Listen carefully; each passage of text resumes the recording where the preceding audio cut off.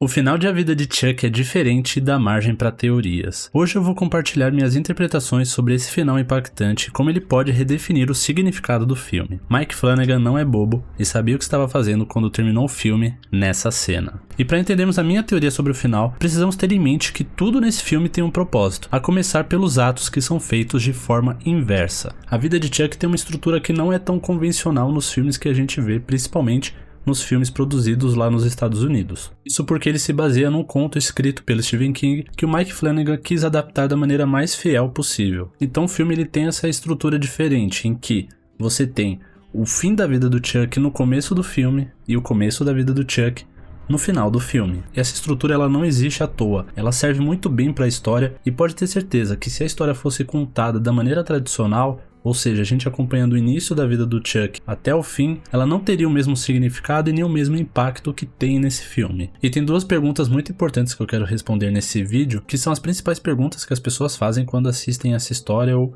quando leem um conto. Se aquele apocalipse realmente aconteceu e qual é o significado dessa história. Lembrando que você não precisa concordar comigo, é simplesmente a minha interpretação que eu tô trazendo aqui pra vocês pra gente trocar essa ideia. Logo no comecinho do filme a gente começa a descobrir o que tá acontecendo ali naquele mundo e a gente vai percebendo que estão acontecendo diversos desastres naturais, o mundo está entrando em colapso, as pessoas estão sem esperança, depressivas, sem expectativa de que esse cenário vai mudar. E no meio disso tudo a gente acompanha o Marty, que a gente acaba descobrindo, né, que ele tinha um relacionamento ali com a Felícia. Eles não estão mais juntos, né, se separaram. E no meio disso tudo, no meio desse cenário caótico, tem a presença de uma pessoa que ela parece realmente uma figura quase que onipresente. Está em cartazes, na televisão, no rádio, na internet, aonde quer que você vá, você vai acabar vendo algo relacionado ao Chuck. Em um dos diálogos que o Marty tem com a Felícia, ele explica sobre um conceito que o Carl Sagan trouxe. Lá o Carl Sagan explica que se a gente fosse colocar todo o período de existência do universo em um grande calendário que começa de 1 de janeiro até 31 de dezembro, a humanidade estaria vivendo ali no último minuto do último dia do calendário cósmico. E por que que isso é importante para a gente entender primeiro se aquele fim do mundo realmente é real? Porque primeiro, isso faz um paralelo muito importante com esse momento que aquelas pessoas estão vivendo. Elas também estão vivendo ali quase que, né, o último momento ali, o último minuto daquele mundo que está prestes a colapsar e deixar de existir, como a gente vê logo no final do ato 3. Mas dá para ir além disso, porque o fim desse mundo ele não é necessariamente físico, mas sim simbólico. Porque na verdade é o fim da vida do Chuck. Mas aí você me pergunta, como assim é o fim da vida do Chuck, sendo que a gente está acompanhando a história de outras pessoas? E antes de eu passar para a próxima parte do vídeo, se inscreve aqui no canal se você está gostando desse vídeo. Durante todo o filme a gente vai vendo algumas questões sendo levantadas a respeito da vida, a respeito da morte. E isso fica muito claro lá no ato 1, quando o Chuck ainda é uma criança, ele está na sala de aula e a professora está lendo Walt Whitman para eles. E nesse momento a professora tem um diálogo ali com o Chuck em que ela vai explicar para ele a respeito, né, do significado daquilo que o Walt Whitman escreveu. E ela explica para o Chuck que cada um de nós temos um mundo próprio dentro de nós. E que no decorrer da nossa vida, conforme a gente viver coisas novas, conhecer pessoas diferentes, lugares diferentes, viver diversas emoções diferentes, cada vez mais esse mundo que nós temos dentro de nós vai ficar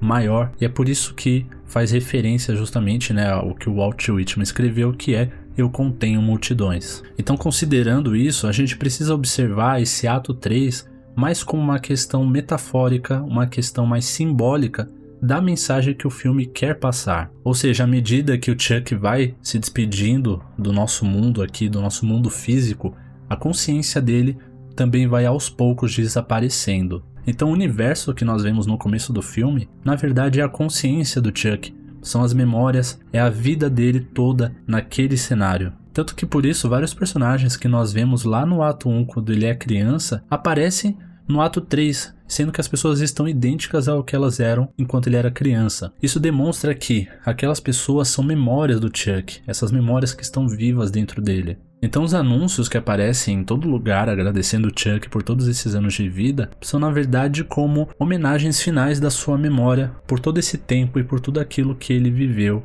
nesse planeta. E é por isso que a gente vê, por exemplo, naquela cena do hospital, que todas as máquinas estão apitando, né, no mesmo ritmo, porque elas na verdade são a máquina, né, do quarto do Chuck, onde ele está internado prestes a morrer. E conforme ele vai chegando, né, no suspiro final da vida dele, aos poucos as estrelas vão desaparecendo do céu, até que o Chuck morre e tudo se apaga. Então tudo que o Chuck viveu, experimentou, imaginou, criou um universo só dele, e esse universo desaparece, esse universo colapsa a partir do momento em que ele morre. Todas aquelas memórias irão embora com ele. Então por que mostrar isso antes de mostrar quem ele era? É porque essa não é a parte mais importante da história, e sim o final, porque é ali onde a gente entende realmente o significado dessa história. E se você está gostando desse vídeo, deixa o joinha aí para ajudar a divulgar mais o vídeo para outras pessoas que também assistiram o filme. Na parte final do filme, lá no ato 1, quando o Chuck é criança e depois ele vira ali um jovem adulto, a gente acompanha ali, né, a vida dele com os avós e o mistério envolvendo ali uma parte da casa que fica trancada o tempo todo e que o avô não quer de jeito nenhum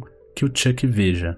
Mas chega um momento em que os dois avós do Chuck morrem e a casa fica só pra ele, e ele resolve entrar nesse lugar proibido e descobrir o que tem lá. E a cena ela é dirigida de uma maneira muito boa, porque ele abre a porta, você fica na expectativa de ver algo, e quando você vê, não tem nada lá. Mas isso logo muda porque o Chuck acaba tendo uma visão de si mesmo, morrendo numa cama de um hospital. E aí eu te pergunto, o que você faria se você estivesse na situação dele? Deixa aí nos comentários. E é nesse momento, né, que uma questão que bate muito nesse filme acaba voltando, que é aquela coisa de antecipar a morte de alguém é pior do que a morte em si.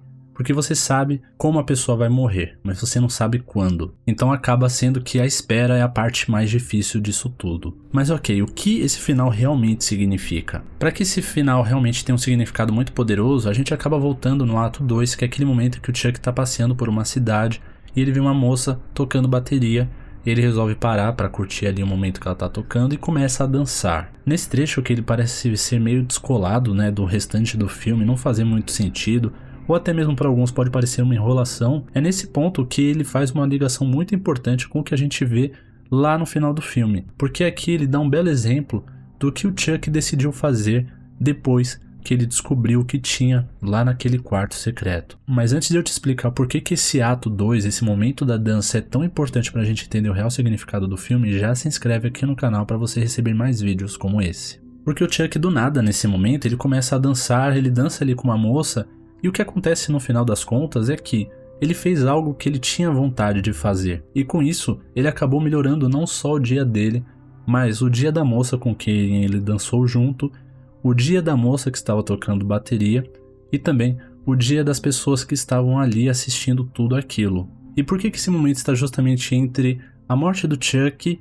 e o começo da vida dele? É porque quando o Chuck está lá naquele quarto e ele acaba vendo ele, no futuro, morrendo em cima de uma cama de hospital, ele entende a coisa mais importante de tudo. Ele decide esquecer aquilo que ele viu e abraçar a vida. Ou seja, com isso o Chuck compreendeu que o sentido da vida não é temer a morte, mas que o sentido da vida está nos momentos que acontecem entre o nascimento e a morte. É aí que realmente a vida acontece. Como a dança do ato 2, que é um pequeno recorte da vida do Chuck em que mostra que ele aproveitava a vida sem se preocupar com o que os outros iriam pensar. O Chuck, a partir daquele momento que ele está naquele quarto, ele acaba tendo aquela visão, ele se torna consciente de si mesmo. É o começo de tudo, é o nascimento da sua percepção sobre aquilo que realmente vale, aquilo que realmente importa, que são os momentos que nós vamos viver. É sobre a vida, é sobre viver, e como a vida só tem valor realmente porque ela um dia vai ter um fim. E é por isso que a história é contada de trás para frente, do fim da vida do Chuck para o começo, para mostrar que mesmo a gente sabendo o final,